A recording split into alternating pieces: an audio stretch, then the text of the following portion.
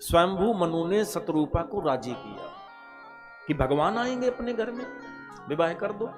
तो कहा महाराज, कहां 10,000 वर्ष की तपस्या वाला लड़का, उसे हम दामाद कैसे बनाएं? तो एक काम करते हैं, हम दोनों लोग चल के पहले लड़का देख लेते हैं, यदि पसंद आएगा तो विचार करेंगे, नहीं तो कोई बात नहीं। तो लड़का कहां है? बिंदुसर नाम के तालाब पर आराधना कर रहा है, वहां जाने की तैयारी हुई। तो दोनों ने ये निर्णय किया कि जब हम दोनों लोग चल रहे हैं, हम दोनों को पसंद आ गया, तो विवाह जिसके साथ हो रहा है उस लड़की को भी तो पसंद होना चाहिए। ये माता पिता की संवेदना है कि अपनी जिद में हम जहां चाहें वहां लड़के का विवाह कर दें, ऐसा नहीं। उस कन्या का जिसका विवाह होना है उसकी भी तो सहमति होनी चाहिए ना, उसकी भी तो इच्छा का सम्मान होना चाहिए, नहीं तो ये तो हिंसा हो जाएगी। जबरदस्ती किसी को किसी का मत लिए बिना, विचार लिए बिना और किसी के साथ विवाह कर देना, तो ये तो हिंसा है। अच्छा, बात क्या है? व्यक्ति में जब ये अहंकार होता है कि हमारी बेटी है, हम जहां चाहेंगे वहां विवाह करेंगे, तो फिर अनर्थ होता है। शास्त्र तो ये कहते हैं वो हमारी संतान नहीं है, हम माध्यम हैं उसके। किसी संतान के माता पिता माध्यम हैं। अगर इतनी बारीकी से आप याद रखें तो शायद है संतानों के ऊपर ज्यादती से हम बच सकते हैं। महाराज जी, मेरे सामने एक उदाहरण है अभी इसी वर्ष का। एक पिता ने अपनी ज्यादती अपने बेटे पर ऐसी थोप दी कि जैसे थोड़े बाल बड़े हों सो वो चलवा दे, उस तरह किसी के दरवाजे न बैठने दे। स्कूल जाओ सीधे चल करके घर में आओ, घर से जाओ तो हाँ पिता के साथ खेतों में जाओ, खेतों से आओ तो फिर घर में। लगभग 20 वर्ष तक पिता ने अपनी संतान पर ऐसी ज्यादती चलाई कि कभी बाल बड़े नहीं होने दिए, और वो लड़का ऐसी बुद्धि से, जड़ बुद्धि से जटित हो गया कि एक दिन उसने उठाई साइकिल और यमुना के पुल पर साइकिल खड़ी करके यमुना में कूद करके आत्महत्या कर। इकलौता बेटा, इसी वर्ष की घटना है।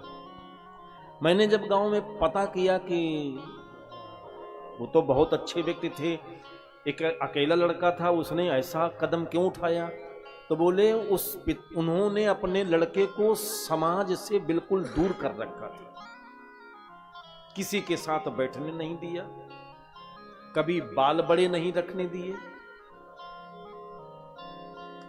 तो ये क्या है? ये पिता का अहंकार है कि हमारा लड़का है, हम जैसे चाहेंगे वैसे उस पर शासन करेंगे। तो ये व्यक्ति का अहंकार है जो संतान के ऊपर अत्याचार के लिए उस पिता को बाध्य करता है। जबकि शास्त्र का यदि आप मत लें तो शास्त्र कहता है बेटी या बेटा मेरे माध्यम से है, हम माध्यम भगवान ने हमें बनाया है, ये तो भगवान का प्रसाद है। हां, संस्कार का प्रस्ताव देना चाहिए, बेटा तुम्हें ऐसा बनना चाहिए, तुम्हें ऐसा बनना चाहिए। आप समाज से उसे कट कर देंगे, अलग कर देंगे, अलग थलग कर देंगे, तो बुद्धि का वो विकास कैसे कर पाएगा? आप लोगों ने कई ऐसे बच्चों को देखा होगा, पढ़ने में तो बहुत होशियार हैं लेकिन समाज का ज्ञान उन्हें बिल्कुल नहीं। न जाने कितने उदाहरण मेरे पास ऐसे हैं कि नंबर अच्छे लाता है लेकिन चलता है तो ऐसे जैसे कोई पागल चलता हो। ऐसी बुद्धि में इस तरह का माता पिता ने व्यवहार किया कि उसकी चालें बिगड़ गई। कैसे चलते हो, कैसे चलते हो, ऐसे चला जाता है, ऐसे चलो, और थप्पड़ मार दिया। तो इतना दहशत में वो बच्चा आ गया कि वो जब चलता है तो बिल्कुल पागलों की तरह चलता है। तो आपने ये हिंसा की कि नहीं की? व्यक्ति का अहंकार पिता के रूप में जब संतान के ऊपर बरसता है तो उसका भविष्य अंधकार में हो जाता है। यहां स्वयंभू मन शत्रुपा ने विवेक से काम लिया कि देवहूति के हम माता पिता हैं, निमित्त मात्र माता पिता हैं। वस्तुतः इसकी भी इच्छा का सम्मान होना चाहिए। जिस लड़के को हम पसंद करते हैं, तो क्या मेरी बेटी देवहूति उसे पति बनाना चाहेगी? तो क्यों ना हो अपनी कन्या को भी साथ में लेते चले।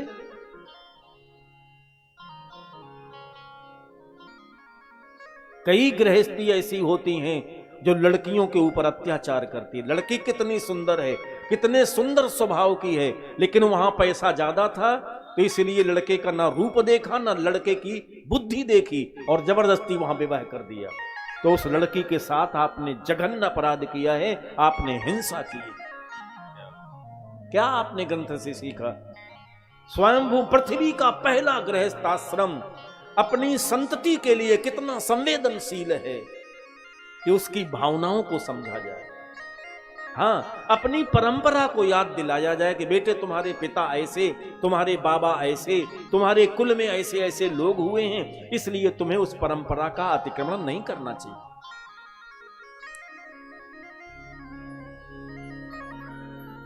मान लेना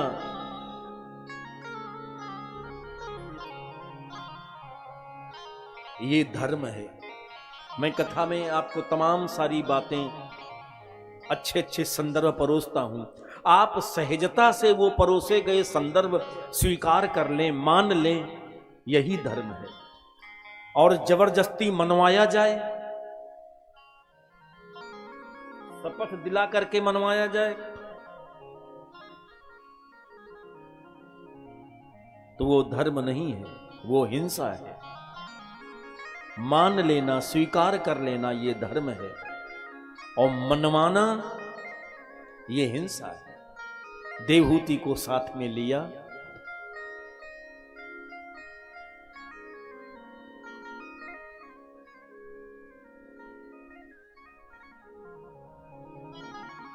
जिस बिंदु सर पर आराधना में तल्लीन है करदम महात्मा, माता पिता गए और बेटी को साथ लेकर के। फिर स्वयंभू मनु ने विचार किया कि यदि बेटी को बेटा लड़का पसंद आ गया, हम लोगों को भी पसंद आ गया, तो फिर वहीं विवाह कर दे। आचार्य को लिया, कई रथों में दिव्य आभरण, दिव्य सुंदर सुंदर कपड़े, वस्त्राभूषण रखवाए और यात्रा प्रारंभ की। वहां गए। इसके पहले भगवान का दर्शन करदम महात्मा को हो चुका है। 3 दिन पहले इधर से स्वयंभू मन शत्रुपा अपनी कन्या देवहूति को लेकर के पहुंचे। उसके 3 दिन पहले भगवान का दर्शन उस आश्रम में करदम महात्मा को हो चुका है। तपस्या का जब परिपाक होता है तो परमात्मा का दर्शन मिलता है। भगवान ने दर्शन दिया और दर्शन देने के बाद भगवान की इच्छा थी कि इस श्रेष्ठ तपस्वी को मैं अपना पिता बनाऊं। अब भगवान चाहता है कि मैं यहां सगुण साकार लेकर के अवतार लूं। तो करदम से कहा, जान रहे थे कि 10,000 वर्ष से तपस्या कर रहा है, निर्मल बुद्धि है, ये विवाह उवाह करेगा नहीं। तो इसलिए भगवान ने आदेश दिया कि महात्मन, तुम्हारे विवाह का प्रस्ताव आएगा, तुम उसे स्वीकार कर लेना।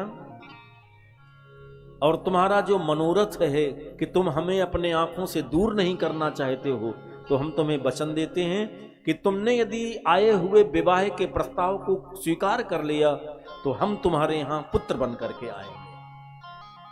ऐसे करदम महात्मा पहले से तैयार थे। इधर से मन शत्रुपा बेटी देवहूति को लेकर के पहुंची।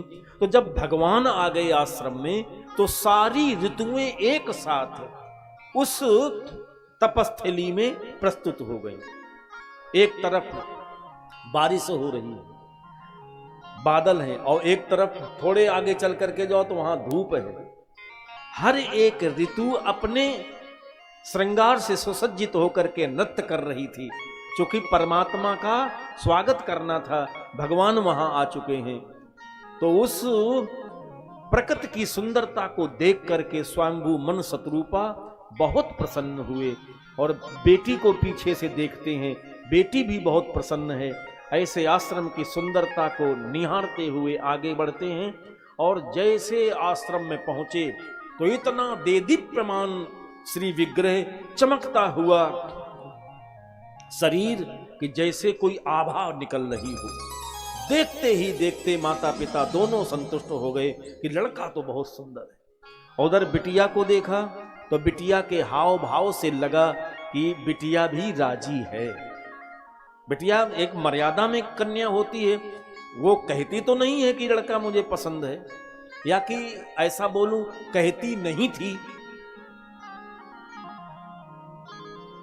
लेकिन हाव भाव भंगिमा से ये पता लग जाता है कि ये लड़का को वो लड़की पसंद मेरी बेटी करती है कि नहीं।